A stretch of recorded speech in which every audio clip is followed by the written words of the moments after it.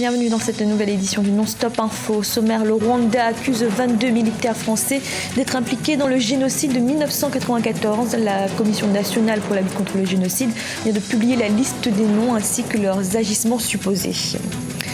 2000 personnes détenues dans le cadre de l'état d'urgence libérées en Éthiopie.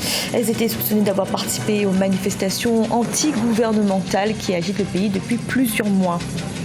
Et au Sénégal, le ministre de l'Éducation nationale a annoncé la suppression progressive dans les collèges de l'enseignement de l'allemand, du russe et de l'italien, une mesure qui vise à promouvoir l'enseignement des sciences. Mais tout d'abord, en Côte d'Ivoire, la nouvelle constitution est adoptée. Le texte voulu par le président Alassane Ouattara a recueilli 93,42% de suffrages favorables lors du référendum du dimanche 30 octobre. À noter néanmoins que le taux de participation n'a atteint que 42,42% des inscrits. Cette nouvelle constitution prévoit la création d'un poste de vice-président et d'un Sénat. Elle évacue également le concept d'ivoirité en clarifiant les conditions d'éligibilité du président.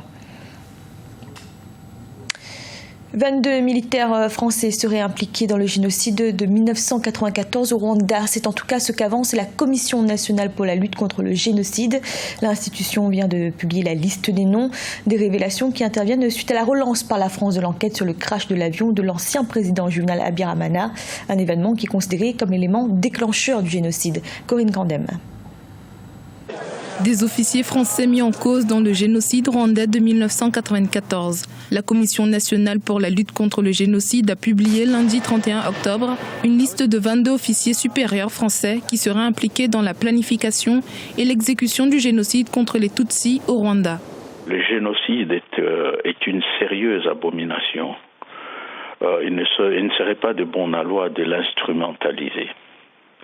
Car en fait, si un peuple, à l'occurrence le peuple rwandais, a des raisons sérieuses de mettre en cause un tel ou un tel pour les génocides dont ils ont été victimes, une telle démarche, a priori, est une démarche légitime. Personne ne peut contester à un peuple qui a été génocidé de pouvoir poursuivre des génocidaires.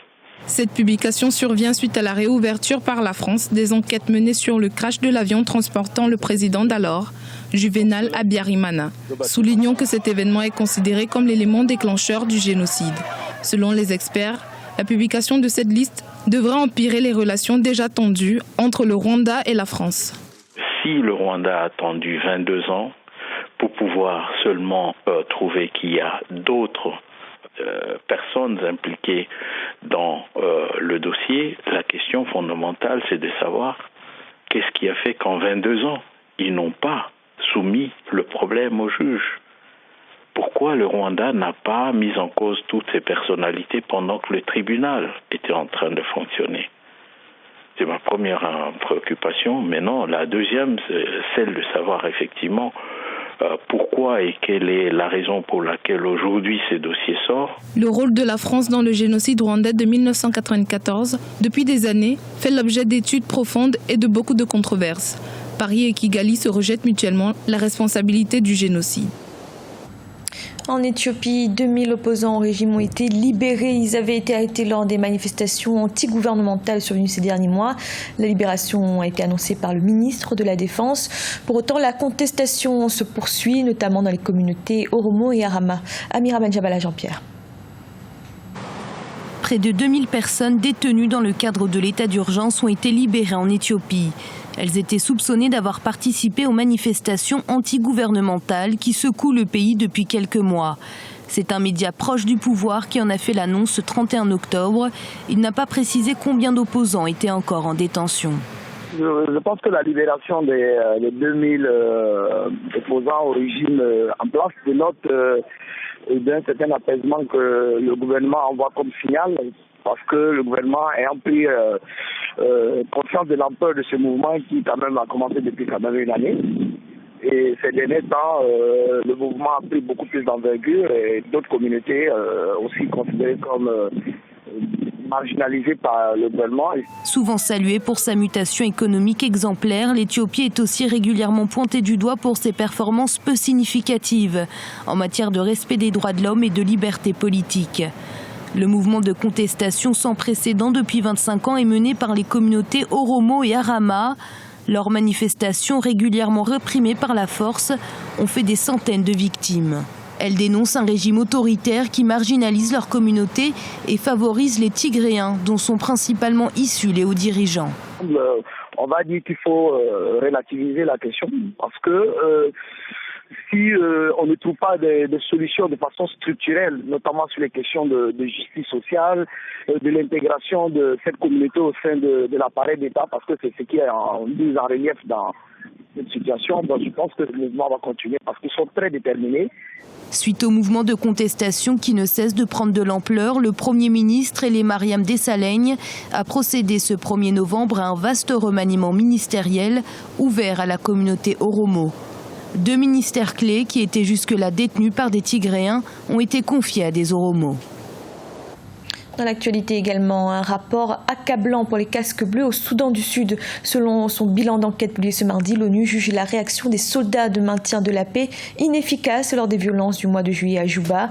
Le rapport estime qu'ils n'ont pas su protéger les civils, notamment d'agressions sexuelles. Le commandant de la force de l'ONU au Soudan du Sud a par conséquent été limogé. Au Sénégal, les professeurs d'allemand, de russe et d'italien sont en colère. Le ministère de l'Éducation nationale a annoncé la suppression progressive dans les collèges de l'enseignement de ces langues, une mesure qui vise à promouvoir l'enseignement des sciences. Deogratias Podo. C'est une décision du gouvernement qui crée une nouvelle vague de mécontentement dans le secteur de l'éducation au Sénégal. Les autorités ont décidé d'une suppression progressive de certaines langues parmi les matières enseignées dans les collèges du pays. Il s'agit notamment de l'allemand, du russe et de l'italien qui seront remplacés par des cours obligatoires de sciences physiques et de chimie. Objectif, promouvoir davantage les matières scientifiques dans le système éducatif pour plus d'ingénieurs et de mathématiciens formés dans les années à venir. Pour nous, littéraire, c'est avec beaucoup de d'inquiétude que nous avons vu arriver ces décisions parce que ça fait déjà quelques mois que l'on en parlait. Les meilleurs scientifiques parmi nos élèves pendant des années, ce sont des élèves qui étaient brillants en français, en anglais et aussi en allemand et en russe et même l'italien. Aujourd'hui, beaucoup de jeunes veulent apprendre le chinois, le japonais. Donc c'est vrai, c'est une sorte de tournant que nous allons vivre. C'est un changement générationnel qui correspond à un impératif économique, je crois. Les enseignants et autres acteurs du domaine de l'éducation veulent tout de même croire en la bonne foi des autorités, soucieuses de répondre aux besoins du pays dans les prochaines années. Mais ils déplorent un manque de concertation avant la prise d'une telle décision. La promotion des sciences dans l'éducation nationale ne saurait justifier une mesure de suppression des langues vivantes, surtout de l'allemand. Certains réclament un cadre de discussion pour trouver de meilleures solutions profitables à tous. Il y a un certain nombre de problèmes que cette décision va challier. Ça a été une décision hâtive. S'il y avait une concertation avec les praticiens que nous sommes, on aurait pu faire des propositions qui n'allaient pas aboutir à des suppressions de matières. Au-delà des langues, ce sont des matières qui sont enseignées. Donc cela veut dire qu'aujourd'hui, tous ceux qui seront issus de ces départements n'auront pas de place dans l'enseignement. La promotion des disciplines scientifiques n'a absolument rien à voir avec la suppression de langue. Les professionnels du système éducatif sénégalais sont inquiets. Ils craignent désormais que certains pays ne soutiennent plus l'enseignement dans leur pays. Certains vont plus loin. Ils estiment que l'économie du pays sera impactée, d'où la nécessité pour le gouvernement de revoir sa copie. Les associations de professeurs sont entrées en concertation. Elles espèrent encore pouvoir faire revenir les autorités sénégalaises sur leurs décisions. Ce journal a été réalisé par l'ensemble de la rédaction. Merci de l'avoir suivi. Retrouvez dans un instant une nouvelle édition de l'information.